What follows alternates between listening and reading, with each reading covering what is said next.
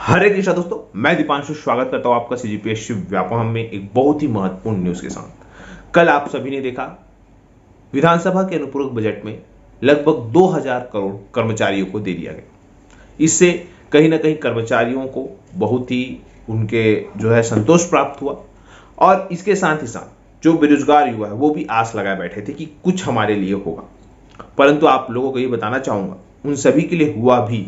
जी हाँ, जो जानकारी हमें प्राप्त हुई है उसके अनुसार लगभग 1000 से अधिक पदों पर विधानसभा के अनुपूरक बजट में पास किया गया है। क्या है पद, पूरी जानकारी देंगे। इसके अलावा बहुत ही महत्वपूर्ण, विधानसभा में आज गृह मंत्री जी वो जवाब देंगे कि क्यों व्यापम ने रिजल्ट घोषित नहीं किया पुलिस भर्ती एसआई की मुख्य परीक्षा। इसके साथ ही मुख्यमंत्री जी युवाओं के साथ भेंट मुलाकात करने वाले हैं, इस पर भी हम बात करेंगे।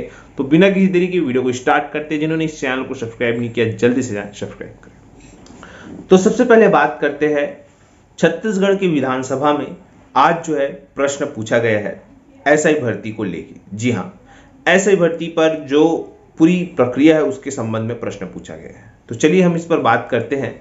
सबसे पहले बात करें, जैसा कि आपकी स्क्रीन पर शो हो रहा होगा, यहाँ लिखा है पुलिस विभाग में विभिन्न पदों पर भर्ती हेतु प्राप्त आवेदन। इसको नेता प्रतिपक्ष श्री नारायण चंदेल और डॉक्टर कृष्ण मूर्ति बांधी जी ने पूछा है। और देखिए क्या पूछा है। सबसे पहले पूछा गया है कि क्या गृह मंत्री महोदय ये बताने की कृपा करेंगे कि क्या विभाग द्वारा वर्ष 2023 में पुलिस उप निरीक्षक, प्लाटून कमांडर एवं सूबेदार के पदों हेतु विज्ञापन जारी किया गया है?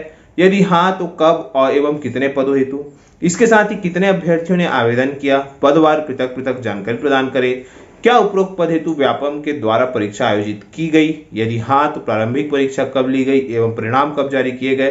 प्रारंभिक परीक्षा में कितने लोगों को मुख्य परीक्षा हेतु चयनित किया गया? मुख्य लिखित परीक्षा कब आयोजित की गई? मुख्य लिखित परीक्षा के परिणाम के पश्चात अंतिम चयन हेतु अन्य कौन कौन सी प्रक्रिया शेष रहेगी? विभाग के रिक्त पदों हेतु व्यापम द्वारा आयोजित परीक्षा के परिणाम जारी करने का क्या क्या नियम निर्धारित है? क्या परिणाम व्यापम द्वारा जारी किया जाता है अथवा विभाग द्वारा परीक्षा परिणाम जारी किए जाने का नियम निर्धारित है? क्या कंडिका क की मुख्य परीक्षा के परिणाम सार्वजनिक नहीं कर परिणाम व्यापम द्वारा विभाग को सौंप दिया गया? यदि हाँ तो कारण बताएं। इस प्रकार से सवाल पूछा गया। अब गृह मंत्री ने क्या जवाब दिया देखते हैं। यहां बताया गया है कि पुलिस उप निरीक्षक, प्लाटून कमांडर एवं सूबेदार के 975 पदों पर सीधी भर्ती प्रक्रिया हेतु छत्तीसगढ़ व्यापम के द्वारा मुख्य लिखित परीक्षा आयोजन की समय सीमा एवं परीक्षा केंद्रों की जानकारी के प्रकाशन हेतु संक्षिप्त विज्ञापन 9 मई 2023 को जारी किया गया था। उक्त विज्ञापन केवल अभ्यर्थियों की जानकारी के लिए था एवं विज्ञापन के माध्यम से आवेदन आमंत्रित नहीं किए गए थे। और उसके बाद जब अगला सवाल पूछा गया था, ख सवाल की क्या उपरोक्त हेतु व्यापम के द्वारा परीक्षा आयोजित की गई थी, उस सवाल का जवाब देखिए। तो उन्होंने कहा जी हाँ। यहाँ बताया गया कि इन पदों हेतु व्यापम द्वारा प्रारंभिक परीक्षा 29 जनवरी 2023 को की गई और इसके साथ ही प्रारंभिक परीक्षा के सभी अभ्यर्थियों के प्राप्तांकों की जानकारी मेरिट क्रम में दिनांक 22 फरवरी 2023 को जारी कर दिया गया था।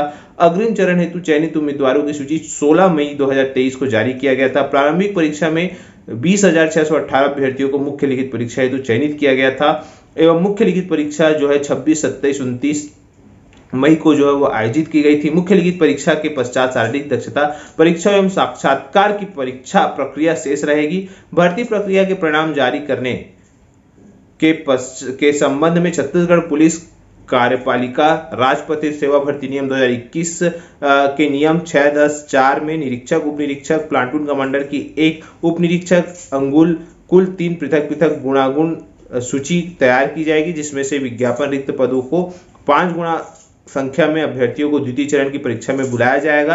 अंतिम अभ्यर्थी जिस पर 5 गुना संख्या पूर्ण होगी तथा वे सभी अभ्यर्थी जिन्होंने इस अभ्यर्थी से अधिक बराबर अंक प्राप्त किए हैं को द्वितीय चरण की परीक्षा में सम्मिलित किया जाएगा, भले ही अभ्यर्थियों की संख्या 5 गुना से अधिक हो जाती है। व्यापम द्वारा शारीरिक दक्षता परीक्षा के लिए पात्र पाए गए उम्मीदवारों का केवल रोल नंबर तथा नामों वाली जो बिना प्राप्तांक की सूची है वो सार्वजनिक रूप से जारी किए जाने हेतु उपलब्ध कराई गई।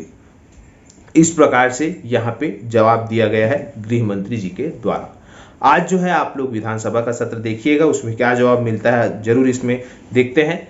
फिलहाल अगली खबर पर बात करते हैं तो जो है अनुपूरक बजट के संबंध में आप लोग को बताना चाहूंगा, अनुपूरक बजट में लगभग 1000 से अधिक पद जो है वो पास हुए हैं।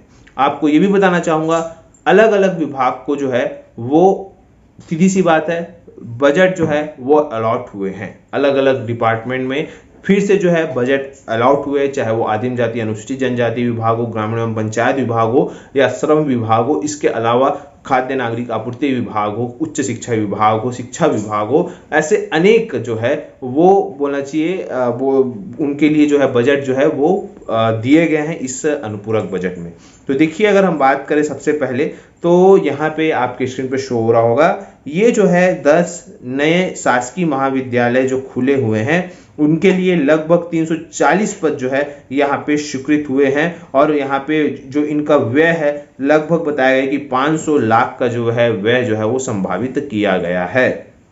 इसके बाद अगर हम बात करें तो जो दूसरा बहुत ही महत्वपूर्ण है, 21 पूर्व माध्यमिक शाला का हाई स्कूल में उन्नयन हुआ है जिसमें कि 1312 लाख रुपए व्यय संभावित हुआ है, जिसके लिए 273 जो पद है वो स्वीकृत हुए हैं, जहां पे आप देखेंगे कि व्याख्याता के 126 पद है और बाकी लेखापाल, सहायक शिक्षक, विज्ञान प्रयोगशाला, सहायक ग्रेड 3, भृत्य, चौकीदार, अंशकालीन, इसके लिए 21 पद जो है यहाँ पे स्वीकृत हुए हैं। इसके अलावा हम बात करें नवीन तहसील गिरौदपुरी जिला बलौदाबाजार भाटापारा के तहसील कार्यालय की स्थापना हेतु 50 लाख का व्यय है संभावित, जिसमें कि अगर हम देखें तो 14 पद जो है इसमें सृजित हुए हैं और यहाँ पे कहीं ना कहीं स्वीकृत हुए हैं। और अब अगर हम इसके बात करें नवीन जो अनुविभागीय कार्यालय है ओरछा जिला नारायणपुर में, तो वहां पे 50 लाख का व्यय संभावित है, जिसमें कि 14 पद जो है यहाँ पे फिर से स्वीकृति मिली है। इसके अलावा अगर हम बात करें छत्तीसगढ़ राज्य औद्योगिक सुरक्षा बल में एक बटालियन के गठन हेतु 500 पदों के सृजन पर 100 लाख का व्यय संभावित है। यह व्यय विभागीय बजट से किया जाएगा। पदों का विवरण है, सेनानी 1 पद, उप सेनानी 1 पद, सहायक सेनानी 4 पद, कंपनी कमांडर 12 पद, प्लाटून कमांडर 33 पद, एसपीजी 63 पद, प्रधान आरक्षक 77 पद, आरक्षक 275 पद, आरक्षक ट्रेड 34 पद, ऐसा करके 500 पद जो है यहाँ पे जो है स्वीकृत हुए हैं। और भी बहुत सारे जो विभाग के अगर हम बात करें तो जो विभाग को जो बजट है वो अलॉट किया गया है। अब हमने कहा कि इससे क्या तात्पर्य है, तो उन्होंने कहा कि इससे बेरोजगारों को जब हमने पूछा कि क्या फायदा, तब उन्होंने कहा कि इससे पास होने के बाद जो है अब आपको आने वाले समय में जो है वो भर्ती देखने को मिलेगी। इस प्रकार से हमें जानकारी दी गई।